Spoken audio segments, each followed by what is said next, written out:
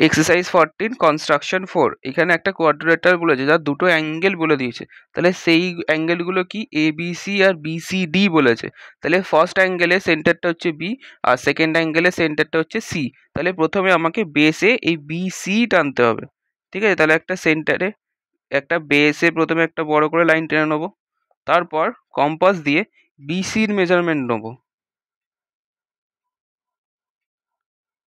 ঠিক আছে, বিসির মেজারমেন্ট নিয়ে সেইটা এখানে বসিয়ে কাট করব।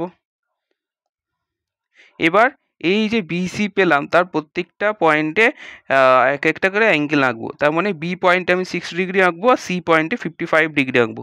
60 ডিগ্রি যেহেতু আমার কম্পাস দিয়ে হয়ে যায় তাই সেটা কম্পাস দিয়ে ড্র করতে হবে। ঠিক আছে, তাহলে 60 ডিগ্রি ড্র করবো। এরকম একটা আর্ক টেনে নেবো। তারপর এখানে বসিয়ে আরেকটা আর্ক টানবো। তাহলে যেটা পেলাম সেটাই হচ্ছে আমার 60 ডিগ্রি। তাহলে এইগুলোকে আমি জয়েন করে দেবো। ঠিক আছে, জয়েন করলাম। এবার এর পরের পয়েন্টটাতে আমাকে 55 ডিগ্রি আনতে হবে। 55 ডিগ্রি যেহেতু কম্পাস দিয়ে হয় না তাই প্রোটেক্টর দিয়ে করবো। তো আমি এখানে ডাইরেক্ট আঁকছি, তোরা আগে অ্যাঙ্গেলটা এঁকে নিয়ে তারপর তার মেজারমেন্ট নিয়ে করলেও হবে, একই ব্যাপার। ঠিক আছে, তাহলে আমি এখানে প্রথমে 55 ডিগ্রি, তার মানে সেটা এরম কোনো একটা জায়গাতে হবে 55 ডিগ্রি। তারপর এই দুটো পয়েন্টকে আমি বাড়িয়ে দেবো। ঠিক আছে, তাহলে এটা 55 ডিগ্রি হলো। আচ্ছা, এক মিনিট, এখানে দেখ আমার ক্রস করে গেছে, তাহলে এই ক্রসটা যাতে না করে সেই খেয়ালটা রাখতে হবে। ঠিক আছে, তাহলে সেটা এমন করে বাড়াবো যাতে আমার এটা ক্রস না করে। তাহলে এবার এই অবধি 50 ডিগ্রি হলো। এবার এইটা হচ্ছে আমার বি আর এটা হচ্ছে আমার সি। ঠিক আছে, এটা হচ্ছে আমার সি। তাহলে আমি বি থেকে এ টানতে হবে। তার মানে প্রথমে আমি এ বির মাপ নেব।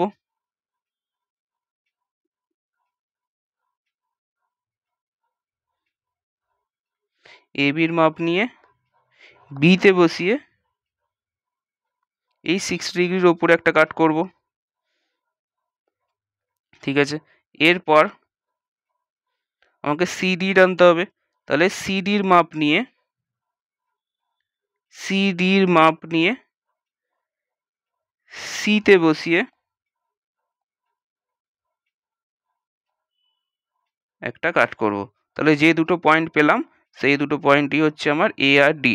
তাহলে এবার এই দুটোকে আমি জয়েন করে দেবো। ঠিক আছে, এই দুটোকে জয়েন করলাম। তাহলে এটা হচ্ছে আমার এ আর এটা হচ্ছে আমার ডি। তাহলে এবার সেমভাবে এর ইকুয়াল এরিয়া করে একটা ট্রায়াঙ্গেল ড্র করতে হবে। তাহলে একই কাজ, প্রথমে আমাকে এসি ডায়াগোনাল ড্র করতে হবে। এসি ডায়াগোনাল ড্র করলাম। তারপরে কম্পাস দিয়ে এসির মেজারমেন্ট নেব।